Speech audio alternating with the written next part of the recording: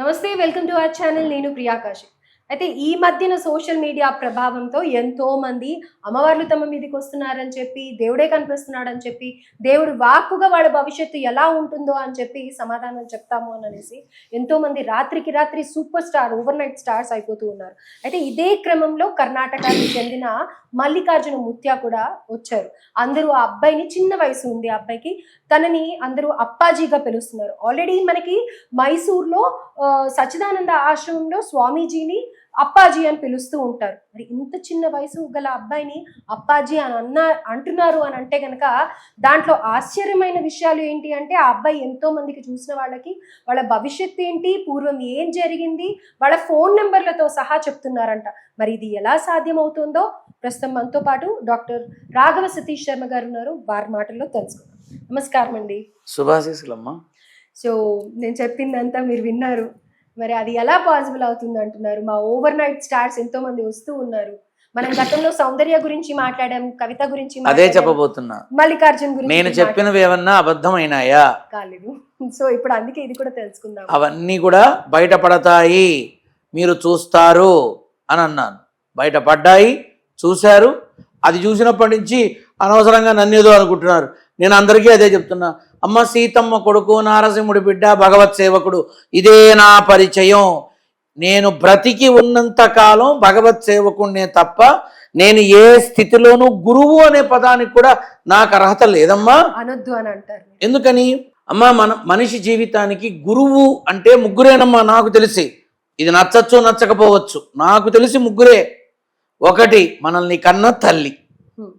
తల్లి చెప్తేనేగా దేవుడైనా, ధర్మమైనా, గురువైనా, అసలు ఎవరైనా తెలిసేది, అవునా? ఆ తదుపరి ఆసేతు హిమాచలం హైందవ సాంప్రదాయాన్ని, ఆధ్యాత్మిక సౌరభాలని వెల్లివిరిసేలా చేసి ఇది మనం అని చూపించినటువంటి మహానుభావుడు జగద్గురు ఆదిశంకరాచార్యులు వారు, అవునా? తదుపరి గురువు ఎలా ఉండాలి, గురువు ఏం చెప్పాలి, గురువు ఏ రకంగా ఆదర్శప్రాయవంతమై ఉండాలి, ఏ రకమైన మార్గదర్శకత్వంగా ఉండాలి, గురువు ఏం కోరుకోవాలి, గురువు ఏ విధంగా ఇవ్వాలి, ఇవన్నీ యావత్ ప్రపంచానికి చాటి చెప్పినవాడు సకల సద్గురు శ్రీ షిరిడి సాయినాథుడు. ఖండయోగ సాధన చేసిన ఒకే ఒక మహానుభావుడు. అంటే తెలుసా? శరీరాన్ని ఖండములుగా చేసి వాటిని శుభ్రపరిచి తిరిగి శరీర నిర్మాణం గావించి ఇది ఖండయోగ సాధన అని చెప్పినవాడు. మళ్ళీ అది చేసిన గురువులు ఎవరన్నా ఉన్నారా? ఎవరూ లేరే. నేను వెతుకుతున్నా ఎవరన్నా దొరుకుతారేమోనని. కాబట్టి ఒక భగవత్ సేవకుడిగానే బతుకుతానమ్మా. మలమూత్రాలు విసర్జించే శరీరం, అవునా? చీము, నెత్తురు అనేటటువంటి ఉన్నటువంటి రక్తమాంసాలు ఉన్న దేహం, కామ, క్రోధ, లోభ, మోహ, మద, మాత్సర్యాలతో ఉన్నటువంటి మానుష జన్మ. ఎలా అవుతామమ్మా? అంత గొప్ప స్థాయికి ఎలా అర్హులమవుతాం? ఏ రకంగా అవుతాం? చివరికి నేను కాషాయం కట్టేవాళ్ళని కూడా చూసి ఆశ్చర్యపోతా. కాషాయం అంటే సన్యసత్వం, ఆశ్రమవాసం. దీని దుంపదేగా ఓల్వో బండి, BMW లేకపోతే ఎవరు రావట్లా. అపాయింట్మెంట్ కింద 5 లక్షలు 10 లక్షలు ఇవ్వకపోతే ఎవడో వచ్చి రిపేర్గా తెచ్చట్లా. మరి నేను ఎవరిని చూడాలి? తెలియదు. ఒక్కొక్కళ్ళకి కోటాను కోట్ల ఆస్తులు ఉంటున్నాయి. ఆశ్రమవాసం చేసేవాడికి ఎందుకమ్మా కోటాను కోట్ల ఆస్తులు? సంసారం ఉందా? సంతానం ఉందా? ఎందుకు సంపాదించాలి అని నన్ను నేను చేసుకుంటా. నేను ఎవరిని చేయను, నాకు అనవసరం. అయితే నేను ఇంతకుముందు మన మాంజమంలో చెప్పాను, తప్పక బయటపడతాయి ఇవన్నీ అని అన్నట్టుగా బయటపడ్డాయి. మళ్ళీ ఇప్పుడు పిలిచావు నన్ను. ఎందుకని? వీడు నిజం చెప్పి చస్తాడు, వీడు అబద్ధం చెప్పి చావడు, వీడితోనే అడుగుదామని చెప్పావు. ఇప్పుడు నేను చెప్పే నిజం బాహ్య ప్రపంచానికి తెలియాలి. తెలియపరుస్తారా? అమ్మ నేను ఒకటి అడుగుతాను. 10,000 మంది 5,000 మంది పెడుతున్నారు, ఇది చేస్తున్నారు, అది చేస్తున్నారు అంటే అంత గొప్ప శక్తే ఉంటే భారతావనిలో దరిద్రాన్ని లేకుండా చేయొచ్చు కదమ్మా. ఎండిపోయి బీడు బారిపోయిన భూముల్లో బంగారం పండించవచ్చు కదమ్మా. అన్యాక్రాంతమైపోయి అతి దారుణంగా బాధలు పడుతున్న ఆడపిల్లల్ని కాపాడచ్చు కదమ్మా. కార్పొరేట్ హాస్పిటల్లో వైద్యం చేయించుకోలేక ప్రాణాలు వదిలేస్తున్నటువంటి బడుగు బలహీన పేద వర్గాలందరికీ ఏ రోగము లేకుండా చేయొచ్చు కదమ్మా. ఫీజు కట్టడం కోసం ఇంజనీరింగ్కి మెడిసిన్కి డబ్బులు లేక మినిస్టర్లతో ఎమ్మెల్యేలతో ఐపీఎస్లతో ఐఏఎస్లతో ఫోన్లు చేయించి ఫీజు తగ్గించి కట్టే బాధపడే తల్లిదండ్రులకి డబ్బు ఇబ్బంది లేకుండా చేయొచ్చు కదమ్మా. నీ కష్టం లేదా? నీకు ఉంటుందిగా. Hello Mallikarjun, come on give me one suggestion, I just want to come up అడగచ్చు కదమ్మా. నేను అడిగేది ఒకటే, నువ్వు ఆ స్థాయి మనిషివైతే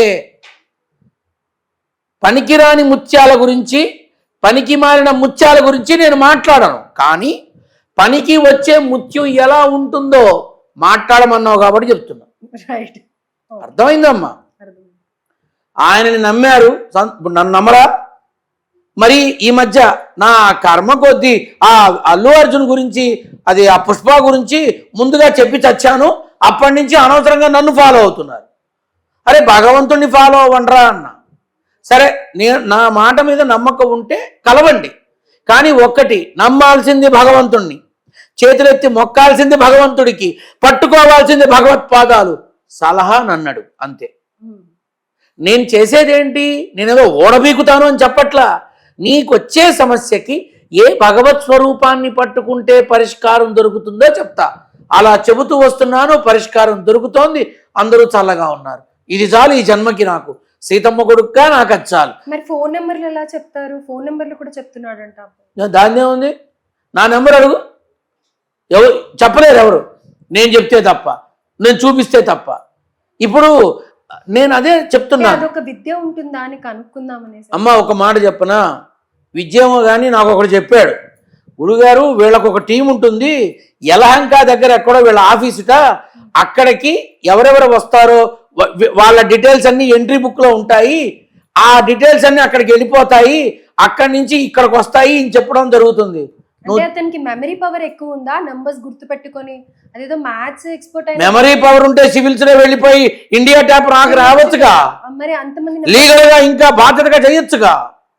అమ్మ ఒక మాట చెప్పనా, నేను ఇంతకు ముందు కూడా చెప్పా, నోట్లో నుంచి శివలింగాలు తీసేవాళ్ళు దరిద్రంతో కొట్టుకు చచ్చిపోతున్న ఇళ్లలో నోట్ల కట్టలు తీయొచ్చుగా. చేతుల్లో నుంచి బూడిద రాల్చేవాళ్ళు వాళ్ళకున్న దరిద్రాన్ని పూర్తిగా రాల్చిపారేయచ్చుగా.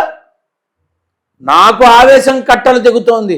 అమ్మ ఒక్క మాట చెప్పనా, ఎవరు కూడా భగవంతుడితో సమానం కాదు. మీరు నమ్మండి, తప్పు లేదు. మరి ఇంత పిచ్చిగా మూఢంగా మాత్రం ఉండకండి. నెంబర్లు చెప్పడం ఎవరికి సాధ్యం అవుతుంది?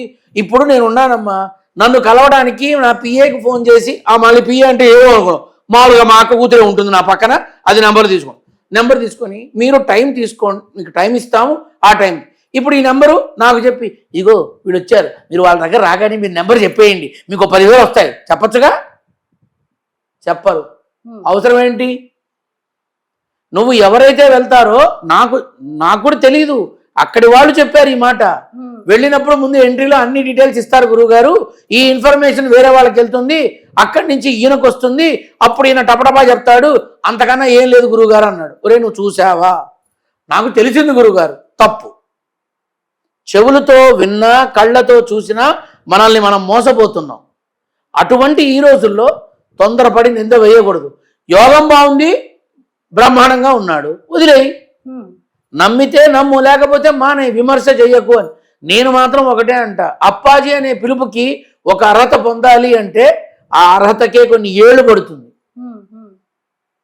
నేను డ్రైవింగ్ చేయడం మొదలుపెట్టి నుంచి ఇప్పటిదాకా వచ్చినన్ని సంవత్సరాలంతా లేదు వాడి వయస్సు. 38 ఏళ్ళుగా డ్రైవింగ్ చేస్తున్నా, అందులో సగం వంతు మీద ఓ గుప్పెడు ఉందేమో. కానీ నేనైతే ఒక్కటే చెప్తున్నానమ్మా, ఇందాక చెప్పా కదా, నీకంత శక్తే ఉంటే, నువ్వంత భగవంతుడివే అయితే, నువ్వు భగవంతుడికి సమానం అయితే, కమాన్, నేను చూపించిన వాళ్ళందరికీ అన్నీ చెయ్యి. నీ దగ్గరకు వచ్చేటటువంటి వాళ్ళు డబ్బుకు లోటుగా ఇబ్బంది పడుతున్నారు, ఉద్యోగాలు లేక బాధపడుతున్నారు, రెప్పపాటు కాలంలో అన్నీ చెయ్యి. చెయ్యలేరు. ఎందుకని? ఎవరిని నమ్మాలో ఎవరిని నమ్మొద్దు అని డిసైడ్ చేసుకునేది ప్రజల చేతుల్లోనే ఉంటుంది. కానీ అట్లా ఉండే వాళ్ళైతే డెఫినెట్ గా లేరు. అమ్మ ఇప్పుడు ఒక మాట చెప్పనా, ఆ మనిషి దగ్గరికి ఒక వర్గం వారే వెళతారు, అవునా? అవునా? అన్ని రకాల వర్గాల వాళ్ళు వెళ్ళే బాబాలు ఉన్నారు, అన్ని రకాల వర్గాలు వెళ్ళే స్వామీజీలు ఉన్నారు, అన్ని రకాల వర్గాలు వెళ్ళే గురువులు ఉన్నారు, మఠాధిపతులు, పీఠాధిపతులు, అధిపతులు, ఆపతులు, ఈపతులు ఎంతో మంది ఉన్నారు. అవునా? నేను ఎవరిని అడిగినా ఒకటే అడుగుతా, మీకున్న శక్తి సామర్థ్యాలు ఏవైతే ఉన్నాయో దరిద్రాన్ని పోగొట్టండి. పెళ్లి కాని వాళ్ళకి అలా అనండి, పెళ్లి అయిపోతుంది. కిడ్నీలు పాడైపోయి డయాలసిస్ మీద బతుకుతున్న వాళ్ళు కొన్ని వేల మంది ఉన్నారు. Ask Mallikarjun Mucha to come and solve the problem. ఇలా అంటే అలా అయిపోతుంది, ఇలా వెళ్ళిపోతారు, ఇక డయాలసిస్ అవసరం ఉండదు. చేయమనండి, సంతోషిస్తా. అలా ఎవరు చేస్తారో వాళ్ళకి నరసింహుడి బిడ్డ శిరస్సు వంచి పాదాభివందనం చేస్తాడు. కానీ నాకు ఆ కర్మ లేదు, రాదు ఈ జన్మకి. కాబట్టి ఒక నమ్మకం జరుగుతోంది, మంచిది, వెళ్ళండి, చెయ్యండి, మీ ఇళ్ళందరూ బాగుంటే చాలు నాకు, దాందే ఉంది. కానీ జరగదుగా. కర్ణాటక ఏమన్నా గొడ్డుపోయిందా? మొత్తం కర్ణాటక అంతా గుళ్ళలో జనాలు మానేసి వీళ్ళ దగ్గర ఉండాలి కదమ్మా. మంజునాథుడి గుడెతుకు బెంగళూరు, కర్ణాటకకి మంజునాథుడు కీలకం. ఆ మంజునాథుడిని వదిలేసి మల్లికార్జున దగ్గరికి రండి, దీనమ్మ గడుపు గాలిపోను, రెప్పపాట్లు అన్నీ అయిపోతాయి. వస్తారు ఎవరన్నా? వాడో పిచ్చోడు అని కర్ణాటక వాళ్ళన్నదే చెప్తున్నా నేను, నాకు అనవసరం. వాడి టీం అదంతా వేరే కథలేండి, అది మీకు తెలీదు అన్నారు. నేను బెంగళూరు నుంచి నా దగ్గరకు వస్తానంటే, గురుగారు మేము వస్తాం, మా సమస్యకి పరిష్కారం చెప్తారా అంటే, అమ్మ ఈ మధ్య మీ దగ్గర ఆ ఊరు పేరు నాకు తెలియదు, ఆ మల్లికార్జున ఎవరు ఉన్నారట కదా, అన్ని ప్రాబ్లమ్ సాల్వ్ చేస్తున్నట్టు కదా, మీరు అక్కడికే వెళ్ళండి, మళ్ళీ ఛార్జీలు పెట్టుకుని బెంగళూరు నుంచి ఇక్కడ దాకా ఎందుకమ్మా నా బొందా, దేనికోసం అమ్మా, డబ్బు వృధా, సమయం వృధా, అలిసిపోతారు, మళ్ళీ ఇక్కడికి వచ్చాక హోటల్లో ఉండాలి, అదో వృధా. అక్కడికి గురుగారు మీకు తెలియదు గురుగారు, అంతా పెద్ద స్కామ్ గురుగారు, వేస్ట్ గురుగారు, వెళ్ళాం గురుగారు, 10,000 ఇచ్చాం గురువుగారు, ఏమీ కాలేదు గురుగారు. సంవత్సరం నుంచి మళ్ళీ వెళ్తుంటే ఒకసారి కలిసిన వాళ్ళని రెండోసారి చూడరా ఆయన. ఓహో, ఈ స్కీమ్ కూడా ఉందా అనుకున్నా. అసలు నిజంగా నా సమస్య తీర్చేస్తామని అడుగుదాం అనుకుంటున్నాను.